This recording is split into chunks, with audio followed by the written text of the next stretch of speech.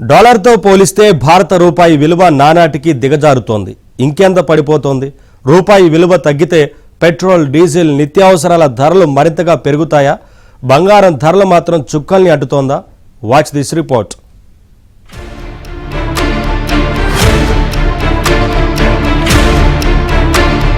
రూపాయి విలువ, ఆర్థిక మంత్రి వయసు ఒకటే.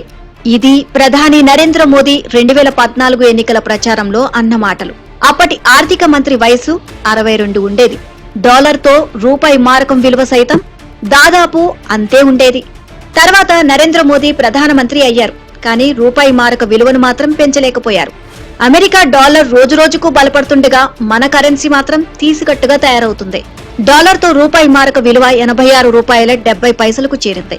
ఈ ప్రభావం ఇప్పటికే వివిధ రంగాలపై కనిపిస్తోంది. విదేశాల్లో చదువుతున్న విద్యార్థులకు ఫీజులు, ఖర్చుల నిమిత్తం గతంలో కంటే అధిక మొత్తాలు చెల్లించాల్సి వస్తున్న తల్లిదండ్రులు తల్లడిల్లిపోతున్నారు.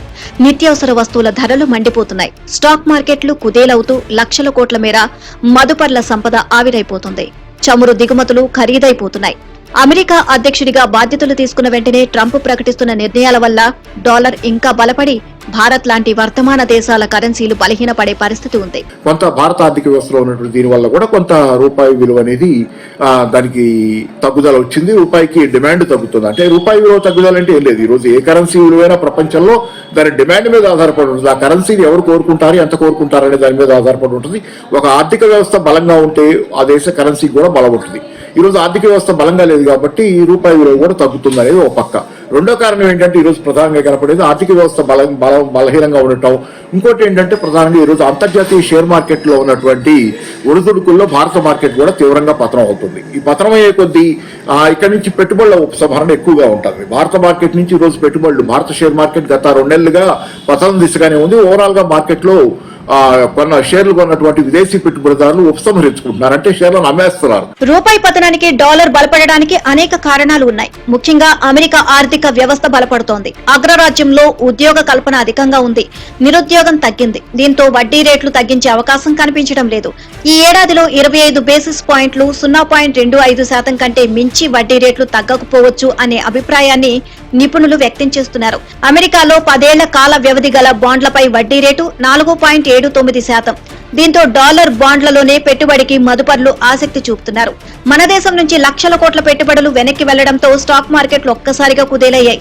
డాలర్ కు డిమాండ్ పెరగడంతో రూపాయి బలహీనపడింది.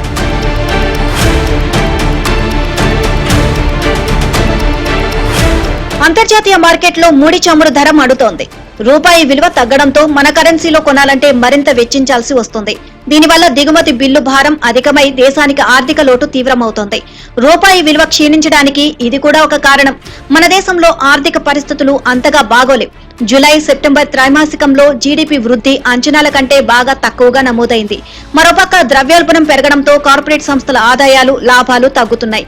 ఆర్థిక కార్యకలాపాలు మందగించి ఉద్యోగాల్లో కోత, సరుకుల సరఫరా తగ్గడం వంటి సవాళ్లు ఎదురవుతున్నాయి. ఇవన్నీ రూపాయి విలువ క్షీణించడానికి కారణాలు. రష్యా ఉక్రెయిన్ యుద్ధం, పశ్చిమాసియాలో సంఘర్షణలు రూపాయిని మరింతగా దెబ్బతీశాయి.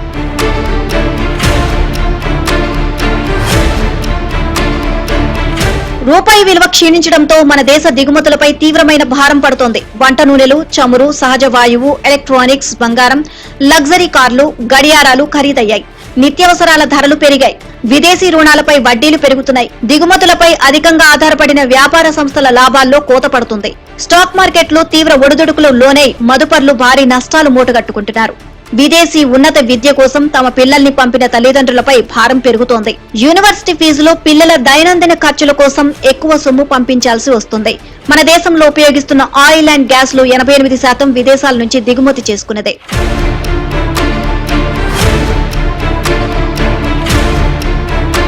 మన దేశం నుంచి ఎగుమతి చేసే వారికి ఇది లాభదాయకం. మందులు, వజ్రాభరణాలు, దుస్తులు, ఇంజనీరింగ్ విడిభాగాలు ఉత్పత్తులు ఎక్కువగా ఎగుమతి అవుతున్నాయి. ఈ రంగాల కంపెనీలు మాత్రం అధిక ఆదాయాలు, లాభాలు నమోదు చేసే వీలుంది. విదేశాల్లో ఉద్యోగ, వ్యాపారాలు చేసేవారు తమ కుటుంబీకులకు పంపే నగదు విలువ పెరుగుతుంది. 10 ఏళ్ల క్రితం అమెరికా నుంచి $1,00,000 పంపితే ఇండియాలోని ఇంటికి 62 లక్షలు అందేవి. ఇప్పుడు 87 లక్షలు వస్తున్నాయి.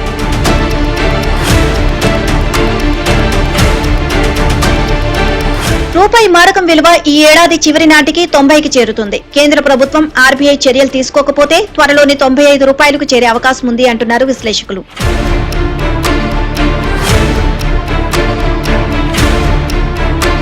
అటు బంగారం ధర మాత్రం అంతకంతకు పెరుగుతోంది. ప్రతిరోజు గరిష్టంలో కొత్త రికార్డులు సృష్టిస్తోంది. 10 గ్రాముల బంగారం 82,700 దాటి పసిడి ప్రియులకు కన్నీరు పెట్టిస్తోంది. ట్రంప్ వచ్చి రాగానే పాలసీలు మార్చడంతో గ్లోబల్ ఇన్వెస్టర్లలో గందరగోళం నెలకొంది. స్టాక్ మార్కెట్లో తమ పెట్టుబడులను వెనక్కి తీసుకుంటూ ఆ మొత్తాన్ని బంగారం వైపు మళ్లిస్తుండటంతో ధరలు పెరుగుతున్నాయి. అంతేకాదు భారత్, చైనా, పోలాండ్ లాంటి దేశాలు విపరీతంగా గోల్డ్ బయ్యింగ్ కు దిగుతున్నాయి. యుద్ధ భయాలతో ప్రజలు బంగారాన్ని కొంటున్నారు. బంగారం ధర పెరగడానికి కారణం ఏంటంటే అంతర్జాతీయంగా ఒక అనిశ్చితి ఉంది. ఆర్థిక వ్యవస్థలు అన్నిట్లోనూ ఒక అనిశ్చితి ఉంది. ఒక పక్క షేర్ మార్కెట్లు పతనం అవుతున్నాయి అంతర్జాతీయంగా, రెండో పక్కనేమో రియల్ ఎస్టేట్ మార్కెట్ల విలువలు కూడా తగ్గుతున్నాయి. రియల్ ఎస్టేట్ లో కుదేలవుతున్నటువంటి రియల్ ఎస్టేట్ పరిస్థితులు ఉన్నాయి. కానీ భారతదేశంలో బంగారానికి ఎప్పుడు ప్రిఫరెన్స్ ఉంది. అది పక్కన పెడితే ఓవరాల్ గా ఇతర అన్ని ఇన్వెస్ట్మెంట్ మార్గాలు ఈ రోజు లేవు. దాదాపుగా అన్నింటిలోనూ ఇక లాభసాటి పెట్టుబడులు లేవు. షేర్ మార్కెట్ లో పెడితే పెట్టిన పెట్టుబడుల విలువ పతనం వల్ల ఓవరాల్ గా ఏంటంటే ముందు కాలంలో మీకు బంగారం అయితేనే ఈ ద్రవ్యోల్బణాన్ని అంటే తగ్గుతున్న కరెన్సీల విలువలని తట్టుకొని నిలబడగలదనేది ఒకటి. పసిడి పరుగు ఇలాగే కొనసాగితే త్వరలోనే 10 గ్రాముల మేలిమి బంగారం ధర ₹1,00,000 చేరినా ఆశ్చర్యపోవాల్సిన అవసరం లేదు.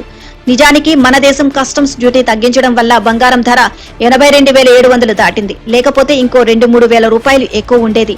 పసిడిపై సుంకాన్ని కేంద్రం మళ్లీ పెంచితే ధరలు భగ్గుమంటాయి.